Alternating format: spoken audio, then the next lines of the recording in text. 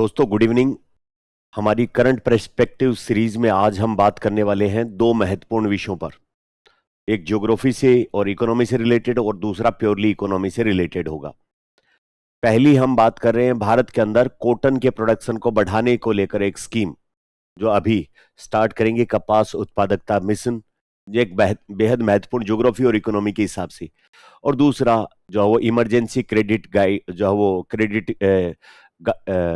Credit line जो है वो स्कीम या यूं कहें रेस्पॉन्स अभी स्टार्ट किया गया है।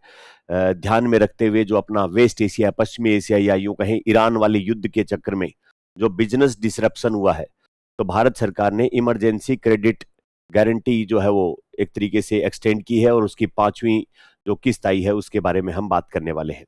तो एक एक करके दोनों के बारे में डिस्कस करेंगे। तो सबसे पहले हम बात करेंगे नेशनल कपास मिशन के बारे में। हम एक बात जानते हैं कि इंडिया कॉटन का बड़े प्रोड्यूसर देशों में से एक है। प्लस इंडिया में कॉटन के प्रोडक्शन के बाद में टेक्सटाइल जो इंडस्ट्री है, जहां पर कपड़े बनाए जाते हैं, उसके अंदर भी अच्छा खासा काम है। और टेक्सटाइल का एक्सपोर्ट करने के क्षेत्र में भी हम एक तरीके से महत्वपूर्ण खिलाड़ी है दुनिया में। यूएसए में, यूरोप में और भी दूसरे की दुनिया के देशों में हम लगातार एक्सपोर्ट करते हैं। बट पिछले दिनों कुछ घटनाक्रम ऐसा हुआ कि डोनाल्ड ट्रंप की जो टेरिफ पॉलिसी है उसके चलते इंडिया की जो कॉटन सेक्टर है उसको एक तरीके से स्ट्रेस का सामना करना पड़ा। ऑन द अदर हैंड उसने बांग्लादेश के साथ में, जो कि हमारा कॉटन और टेक्सटाइल के मामले में एक प्रतिद्वंदी है, उसके साथ उसने कुछ सुविधाएं विकसित की। भारत के अंदर कॉटन जो सेक्टर है या कपास के जो किसान हैं, उनको उगाने में भी बहुत सारी तकलीफों का सामना करना पड़ रहा है।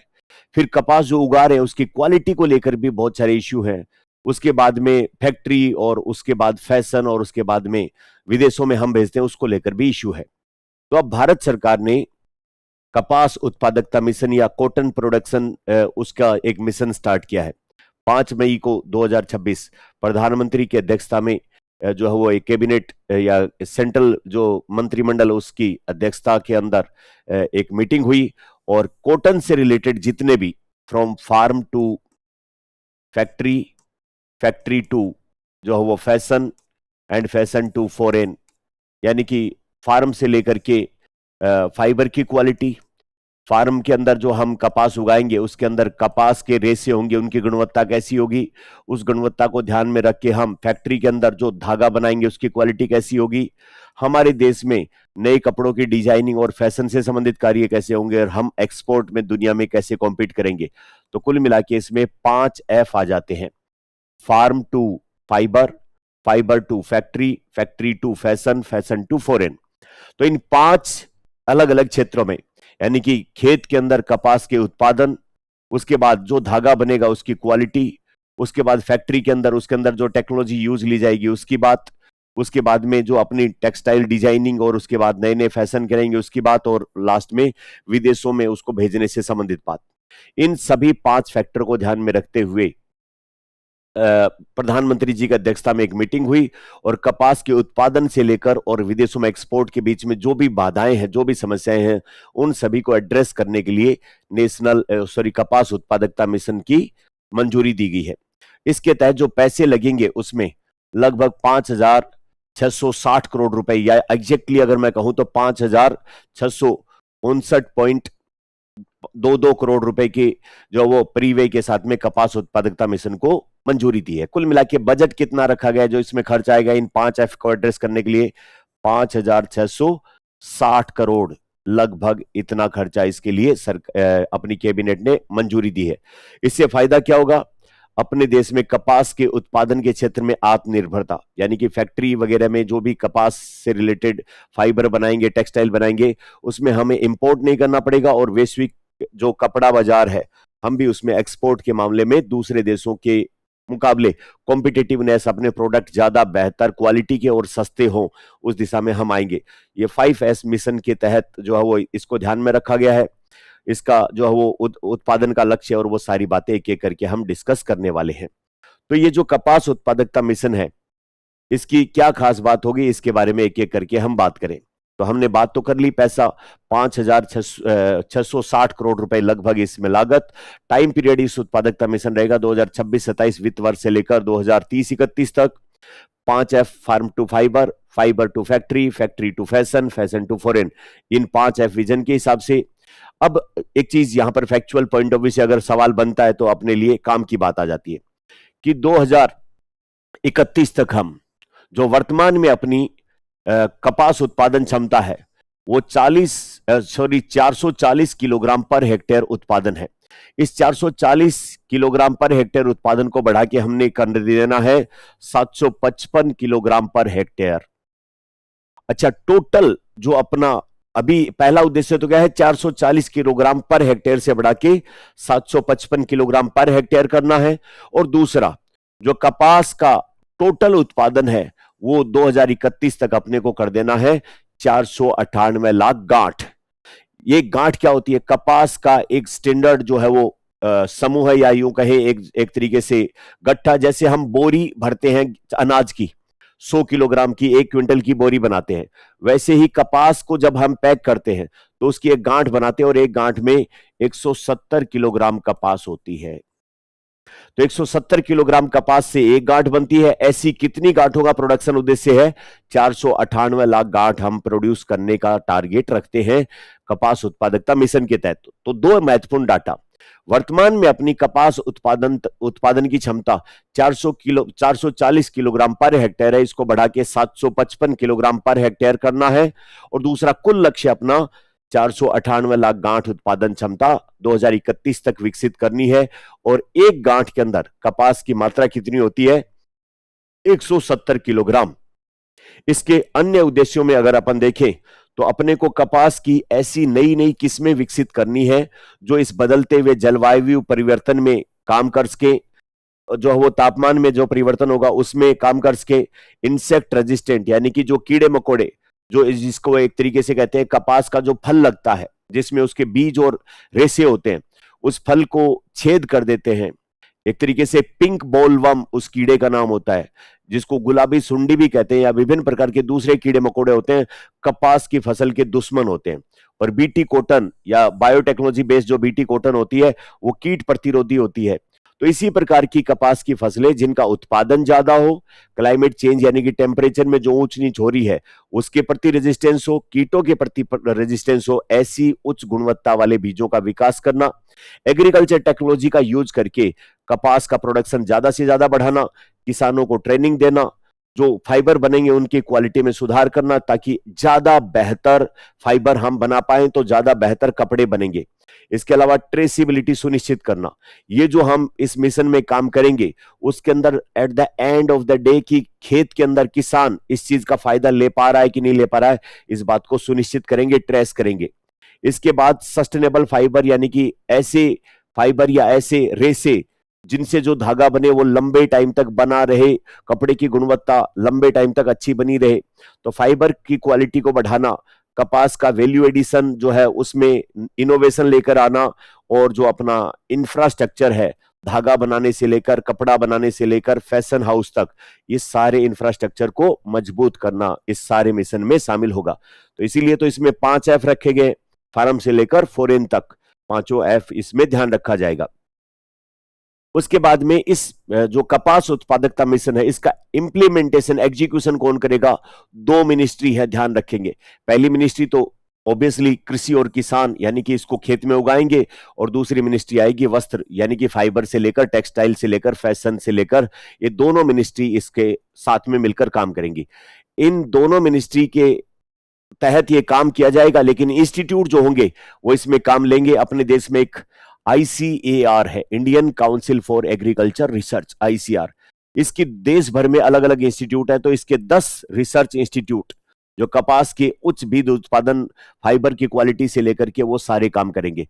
तो ICR के 10 इंस्टीट्यूट, एक अपने देश में इसी प्रकार जो है वो एक तरीके से CSIR है, council for scientific and industrial research. इसकी 36 लैब है, उनमें से एक लैब इसकी, यानी कि एक रिसर्च इंस्टीट्यूट इसका। इसके अलावा 10 ऐसे इंस्टीट्यूट होंगे जो स्टेट यूनिवर्सिटीज में सेंटर स्पॉन्सर्ड स्कीम के तहत सेंटर ऑफ एक्सीलेंस के रूप में स्थापित किए गए हैं, जहां पर जो है वो एक तरीके से इंटीग्रेटेड या जो है वो कॉम्प्रिहेंसिव शोध कार्यों में विद्यमान है। यानी कि राज्य, ऐसे 10 राज्य ऐसे 10 राज्य जहां पर कपास का उत्पादन ज्यादा किया जाता है, उनके 10 इंस्टीट्यूट, और वो 10 इंस्टीट्यूट के अंदर सेंटर ऑफ एक्सीलेंस जो केंद्र सरकार के सहयोग से खोल रखे हैं, वो भी इस योजना में मदद करेंगे। आईसीआर के 10 इंस्टीट्यूट, सीएसआईआर का एक संस्था, और जो है वो स्टेट यूनिवर्सिटी के अंदर सेंटर ऑफ एक्सीलेंस के रूप में काम कर रहे हैं वो 10 इंस्टीट्यूट। तो कुल मिला के 10, 10, 20 और 21 इंस्टीट्यूट इसको, कपास उत्पादकता मिशन को पूरा करेंगे। इस बात को ध्यान रखेंगे। तो बड़ी जो नोडल मिनिस्ट्री जो इसमें काम करेंगी, उसमें एक तो है कृषि और किसान कल्याण मंत्रालय, और दूसरा वस्त्र मंत्रालय, और 10 इंस्टीट्यूट जो है वो आईसीआर के, एक इंस्टीट्यूट सीएसआईआर का, और स्टेट एग्रीकल्चर यूनिवर्सिटी में जो है वो 10 जो सेंटर हैं वो इसमें काम करेंगे। अब इसमें जो शुरुआत में ये कपास उत्पादकता मिशन जो शुरू किया जाएगा, वो 14 राज्यों के 140 जिलों में इस पर शुरुआत की जाएगी, जहां पर लगभग 2000 कपास के जो खेत से निकलकर रेसे होते हैं, उनकी जीनिंग प्रोसेसिंग करके उनको धागा बनाने लायक बनाना, ऐसे 2000 कारखानों की स्थापना भी इस मिशन के तहत की जाएगी, और इससे 32 लाख किसानों को फायदा होगा। एक चीज और ध्यान रखने लायक है इसमें, जो इंपॉर्टेंट पॉइंट है, कस्तूरी कॉटन।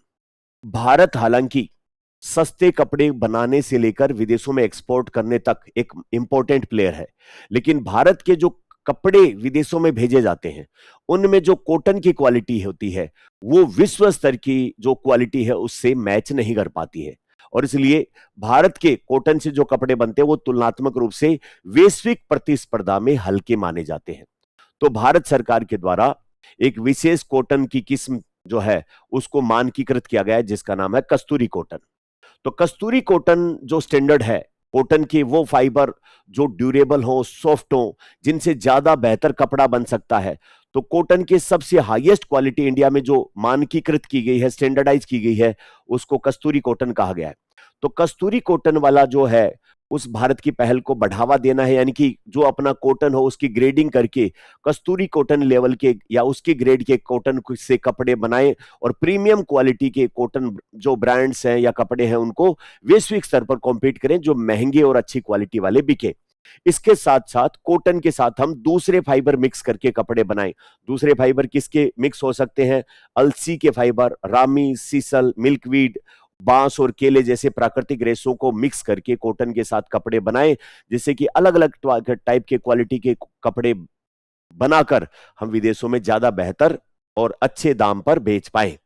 तो ये तो अपनी बात हुई टेक्सटाइल के बारे में, इस कपास के बारे में। अब ज्योग्राफी का जो क्लासिकल पार्ट आ जाता है कि कपास कैसी फसल है, इसको उगाने के लिए कितनी जो है वो क्लाइमेटिक कंडीशन चाहिए।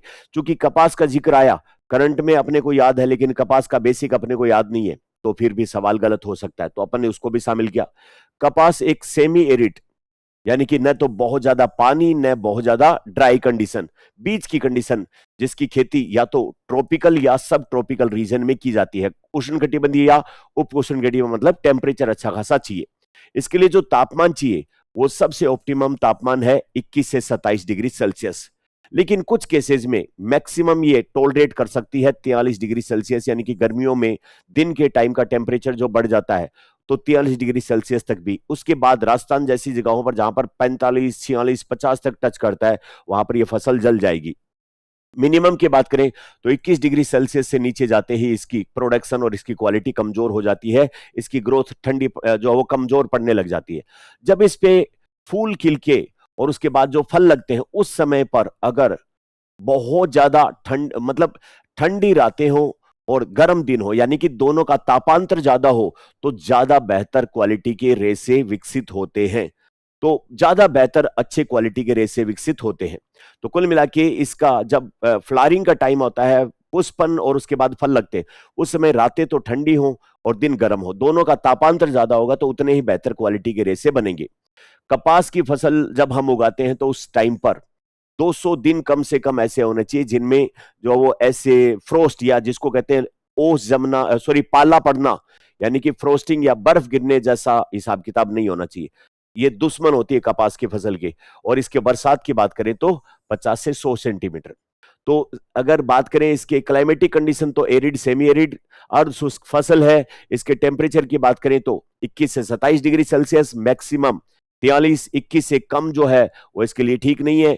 और जब फल लगते हैं तो उस टाइम पर दिन और रात का तापमान का अंतर ज्यादा होना चाहिए, और 210 दिन इसमें ऐसे होने चाहिए जिसमें बिल्कुल भी पाला यानी कि बर्फ या ओले वोले बिल्कुल भी ना गिरे, टेम्परेचर बहुत कम, और 50 से 100 सेंटीमीटर वाली इसको बरसात चाहिए उस एरिया में। इसके अलावा मिट्टी की बात करें तो अलग अलग वेराइटी ऑफ जो मिट्टियां हैं उनके अंदर ये हो सकती है काली, दोमट, लाल, या फिर जो है वो जिसमें सबकी कॉमन बात एक है, पानी नहीं ठहरना चाहिए, अच्छा जल निकास होना चाहिए, वो मिट्टी सब में चाहिए। तो विभिन्न प्रकार की अच्छी जल निकासी वाली मिट्टी इसके लिए अच्छी है। उत्तर भारत में देखोगे तो जलोढ़ मिट्टी से लेकर मध्य भारत में काली चिकनी मिट्टी, और साउथ इंडिया में काली और काली मिश्रित के साथ लाल मिट्टी, सभी प्रकार की मिट्टी में ये कपास की फसल उग जाती है। अच्छा, उसके बाद में कुछ डाटा अपन देखें तो अपना जो टेक्सटाइल मिनिस्ट्री है उसके अनुसार अगर भारत में कपास के प्रोड्यूसर राज्यों को देखें तो टोटल 9 प्रमुख राज्य हैं जिन्हें 3 भागों में विभाजित किया जा सकता है। उत्तर भारत में पंजाब, हरियाणा और राजस्थान आपस में जुड़े हुए हैं, पंजाब, हरियाणा और राजस्थान उत्तर भारत में। फिर मध्य भारत में देखोगे तो गुजरात, महाराष्ट्र और मध्य प्रदेश तीनों आपस में जुड़े हुए हैं, और दक्षिण भारत में तेलंगाना, आंध्र प्रदेश और कर्नाटका। तो 3-3 के ग्रुप में याद कर लें। नॉर्थ इंडिया में जो है वो पंजाब, हरियाणा और राजस्थान, मिडिल में देखोगे तो गुजरात, मध्य प्रदेश, महाराष्ट्र, और साउथ में देखो तेलंगाना, आंध्र प्रदेश और कर्नाटक। ये टोटल 9 प्रमुख राज्य हैं, जिसमें राजस्थान का स्थान अगर आप देखोगे तो 5वें नंबर पे आता है। तो राजस्थान जो वो 5th पोजीशन पर आता है। और टॉप 3 प्रोड्यूसर जो इकोनॉमिक सर्वे में दिए जाते हैं, पूछे जाते हैं इस तरीके के सवाल, तो उसमें महाराष्ट्र, गुजरात और तेलंगाना, ये 3 टॉप प्रोड्यूसर हैं कपास के मामले में अपने राज्य। इकोनॉमिक सर्वे से डाटा अपन ने उसको उठा लिए। तो कंप्लीट कपास के बारे में अपन ने जो वो कॉम्प्रिहेंसिव कवरेज की। इसको अगर जल्दी से सम अप करें तो कपास एक क्या है, एक ऐसी फसल है जो सेमी एरिड और ट्रॉपिकल और सब ट्रॉपिकल रीजन में उगती है, और इसके लिए जो तापमान चाहिए वो 21 से 27 डिग्री सेल्सियस, बरसात चाहिए 50 से 100 सेंटीमीटर वाली बरसात चाहिए। इसके लिए मिट्टी जो है वो काली या फिर जलोढ़ मिट्टी जिसमें जल निकासी की सुविधा, और मिश्रित मिट्टी और लाल रंग की मिट्टी सभी उपयुक्त हैं। अगर इंडिया में देखोगे तो टोटल 9 राज्य हैं, नॉर्थ, मिडल और साउथ।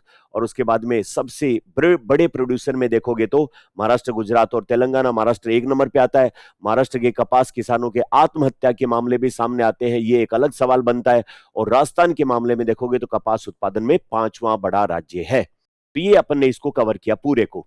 अब अगली जो अपनी खबर है वो इकोनॉमी में जो आई है, वो अगली खबर है कि अपनी जो कैबिनेट है उसके द्वारा emergency credit line guarantee scheme ECLGS 5.0 है, उसको शुरू किया गया।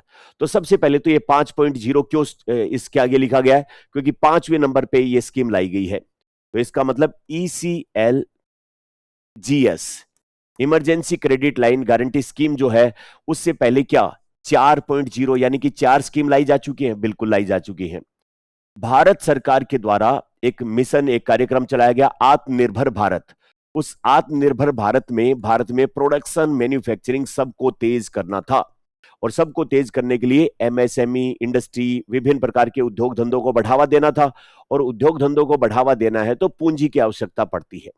अब पूंजी में मान लो कि कई बार लोन दे दिया और वो प्रोडक्शन उसमें शुरू हो गया और उसने अपना प्रोडक्ट बाजार में उतारा, और विभिन्न कारणों से वो प्रोडक्शन लाइन या फिर सप्लाई लाइन या किसी भी तरीके से वो प्रोडक्ट चल नहीं पा रहा है, या उसमें किसी टेक्निकल दिक्कतों का सामना करना पड़ रहा है, कॉम्पीट नहीं कर पा रहा मार्केट में, विभिन्न समस्याएं होती हैं। तो ऐसे केस में सरकार ने भारी भरकम सरकारी बैंकों से या नॉन बैंकिंग फाइनेंस कंपनियों से लोन देके वो काम शुरू करवाए थे। अगर वो सारे बिजनेस बैठ जाएंगे तो फिर क्या होगा, आत्मनिर्भर भारत का सपना भी तहस नहस हो जाएगा। और फिर वो अगर पैसा नहीं चुकाएगा तो बैंकों में, नॉन बैंकिंग फाइनेंस कंपनियों में घाटा बढ़ के इनकी भी क्रेडिट सीट खराब हो जाएगी, और ये भी घाटे में जाके अंततः इनके ऊपर भी बुरा असर पड़ेगा। तो ऐसी परिस्थिति में जब जो बैंकिंग और दूसरी जो कंपनियां हैं, एजेंसी है, नॉन बैंकिंग फाइनेंस कंपनी है, जब वो उधार देती है तो उसकी क्रेडिट जो है या फिर उसके बदले कोलेटरल जो है या उसके अपना जो उधार दिया है वो कैसे रिकवर करेंगे, इस व्यवस्था को पहले करती है।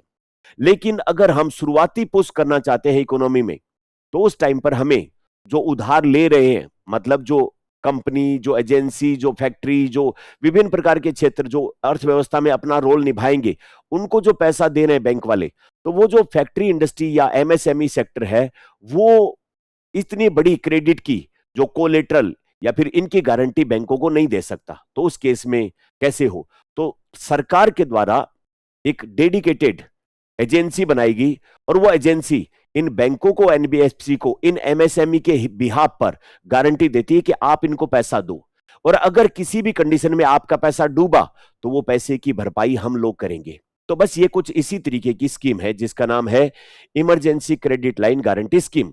इसको शुरुआत किया गया था 2020 में आत्मनिर्भर भारत के तहत, और उसमें वो सारे एमएसएमई या एलिजिबल दूसरी मैन्युफैक्चरिंग यूनिट जिनको बैंक या दूसरी एनबीएफसी जब लोन देती हैं तो उस लोन की क्रेडिट या क्रेडिट गारंटी जो है वो इस स्कीम के तहत दी जाती है सरकार के द्वारा।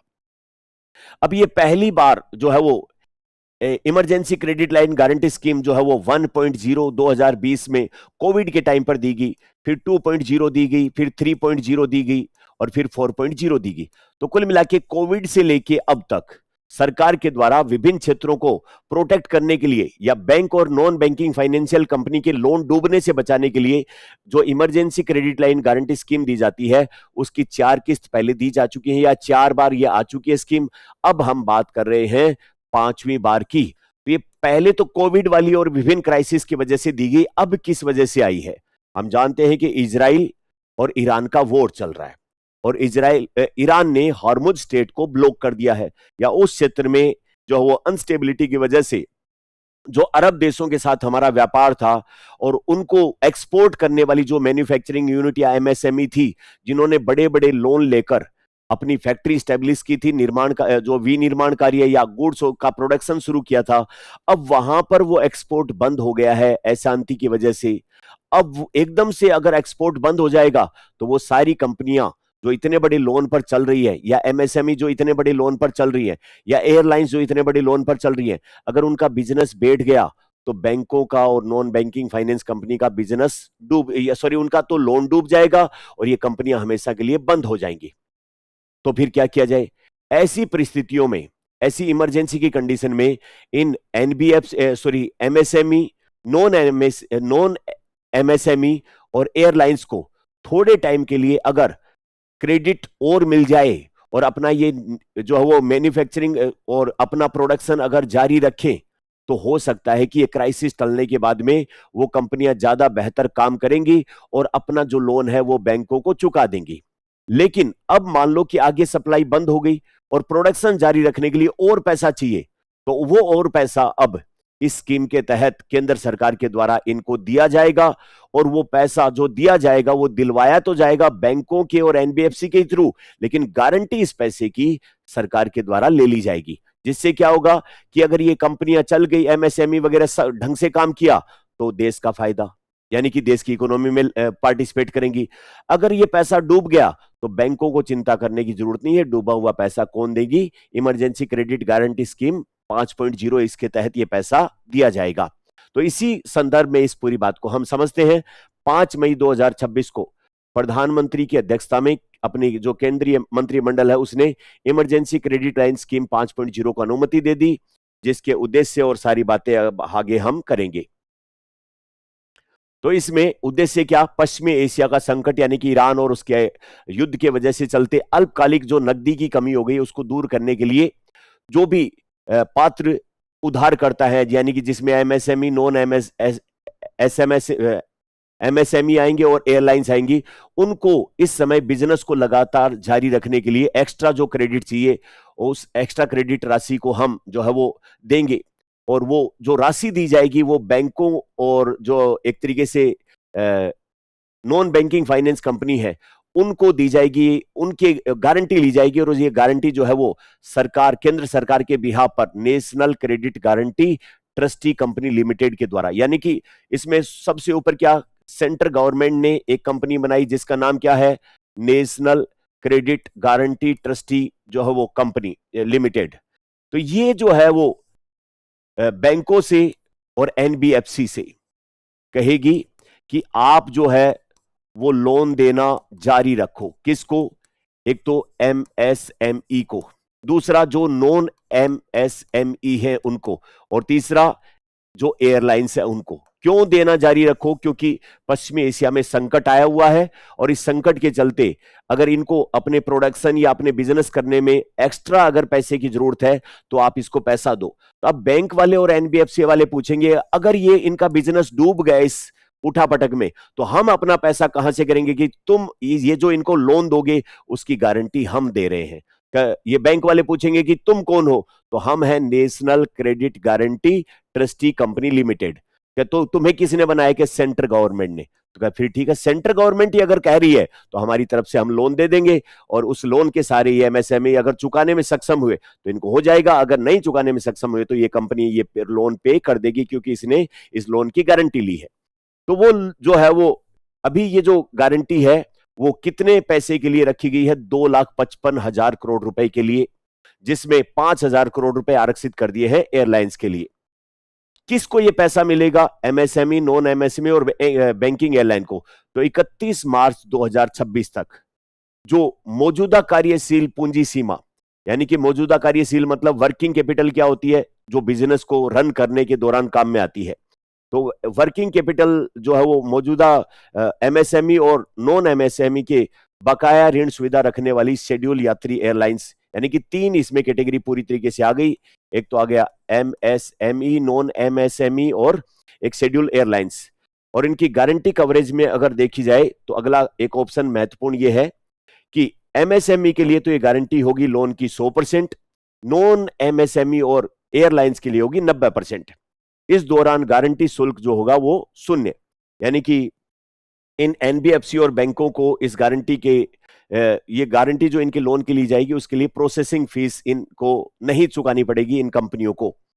अब इसमें सहायता की मात्रा जो है वो उसके लिए एलिजिबिलिटी अगर देखा जाए तो 2000 बजट जो 2025-26 में जो चौथी तिमाही यानी कि जनवरी से लेकर के और मार्च तक का समय, इस दौरान उपयोग में लाएगी जो वर्किंग कैपिटल है उसका 20% दिया जाएगा अधिकतम। और ये राशि या तो 20% अधिकतम होगा या अगर ये 20% जोड़ें तो 200 करोड़ आई तो इसमें अधिकतम 100 करोड़ रुपए दिए जा सकते हैं।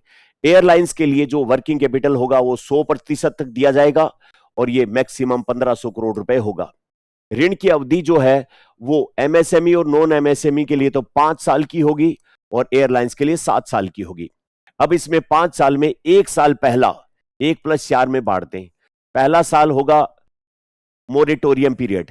मोरेटोरियम पीरियड किसको कहते हैं? मान लो किसी ने लोन लिया और लोन लेके काम शुरू किया, तो लोन लेके काम शुरू किया, हाथों हाथ से लोन नहीं चुकाएगा तो 1 साल तक उसकी किस्तें नहीं आएंगी, 1 साल बाद उसकी किस्तें शुरू होंगी। तो यहां पर 1 साल मोरेटोरियम पीरियड, यानी कि उसमें लोन तो रहेगा लेकिन किस्तें नहीं चुकाई जाएंगी, किस्तें 1 साल बाद स्टार्ट होंगी। तो यहां पर जो है वो ये क्रेडिट गारंटी दी जाएगी, उसमें टोटल टाइम पीरियड होगा 5 साल, जिसमें 1 साल होगा मोरेटोरियम और 4 साल में वो अगले 4 साल में किस्त चुकाएगा। एयरलाइंस के लिए होगा 2+5, 5 साल किस्त चुकाएगा, 2 साल का होगा मोरेटोरियम पीरियड। तो ये जो गारंटी स्कीम रहेगी वो जितने दिन लोन रहेगा उतने दिन ही जो है वो लागू रहेगी। लोन जैसे ही खत्म होगा ये गारंटी स्कीम भी उसके साथ खत्म हो जाएगी। तो गारंटी कवर की अवधि को टर्मिनस का मतलब होता है कि लोन के साथ इंश्योरेंस या जो भी लोन की गारंटी होती है वो जितने टाइम लोन चलता है उसी टाइम पर ये भी चलेगा। तो ये सारा इसके अंदर हमने जो है वो डिस्कस किया कि भारत सरकार के द्वारा अभी हाल ही में अपने मिडिल ईस्ट के या फिर पश्चिमी एशिया के क्राइसिस के चलते जो छोटे और कमजोर उद्योग हैं उनको आपातकालीन जो ऋण की सहायता की जरूरत है उस ऋण की गारंटी सरकार ने ले ली है और उस सरकार की गारंटी के बिहाफ पर अब बैंक और नॉन बैंकिंग फाइनेंस कंपनी इनको ऋण उपलब्ध करवा देंगी। कुल मिला के बॉटम लाइन इसकी ये है। तो अब कुछ सवाल हम सोल्व करते हैं दोनों से ही संबंधित। तो पहला, कपास उत्पादकता मिशन के संदर्भ में कथन है। तो इसका लक्ष्य 2031 तक 440 किलोग्राम पर हेक्टेयर से बढ़ाकर 755 किलोग्राम पर हेक्टेयर करना है। यह स्टेटमेंट बिल्कुल ठीक है, अपन ने देखा था डिटेल में। यह मिशन भारत सरकार के 5F विजन बिल्कुल ठीक है। फार्म से लेकर फाइबर, फैक्ट्री, फैशन और फॉरेन, ये ठीक है। इसका कार्यान्वयन केवल वस्त्र मंत्रालय द्वारा नहीं, कृषि एवं कृषक कल्याण मंत्रालय इसमें भी आएगा। तो यह स्टेटमेंट इसमें रोंग हो गया। इस मिशन के अंतर्गत जलवायु प्रतिरोधी, कीट प्रतिरोधी विकास पर भी बल दिया गया है, बिल्कुल अपन ने देखा था। प्रारंभिक तौर पर 14 राज्यों के 140 जिलों में केंद्रित होगा। यह स्टेटमेंट भी राइट है। तो राइट इसका आंसर ढूंढिए और बताइए ऑप्शन में कौन से नंबर का आएगा, टिक कीजिएगा आप। उसके बाद में अगला जो सवाल है वो कपास के बारे में ही है और आप इसको सोल्व करके इसका भी आंसर मुझे बताइएगा। उसके बाद में emergency credit line guarantee scheme 5.0 के अंतर्गत कौन कौन शामिल, किस किस को शामिल किया गया? एमएसएमई, गैर एमएसएमई, शेड्यूल्ड यात्री एयरलाइंस। तो ये तीनों इसमें आते हैं क्या? ये बिल्कुल तीनों इसमें आते हैं। तो इसका भी राइट आंसर मुझे करके बताइएगा। तो अपने एग्जाम लायक जो क्वेश्चन बनते हैं और इसमें कपास उत्पादकता मिशन जो है वो ज्यादा महत्वपूर्ण और एग्जाम के बिल्कुल नजदीक वाला जो है वो इसमें अपना टॉपिक बैठता है। तो ये 3 सब्जेक्ट आपके कवर करेगा। पहला तो ज्योग्राफी, जहां पर कपास से संबंधित जो बातें होती है। दूसरा इकोनॉमी, जहां पर टेक्सटाइल और उन सब की बात होती है। और तीसरा आईआर, जहां पर बिजनेस और उससे रिलेटेड बातें होती है। तो इन तीनों को ही कॉम्प्रिहेंसिवली अपन ने कवर किया है। मिलते हैं किसी नए टॉपिक के साथ में। Thank you very much.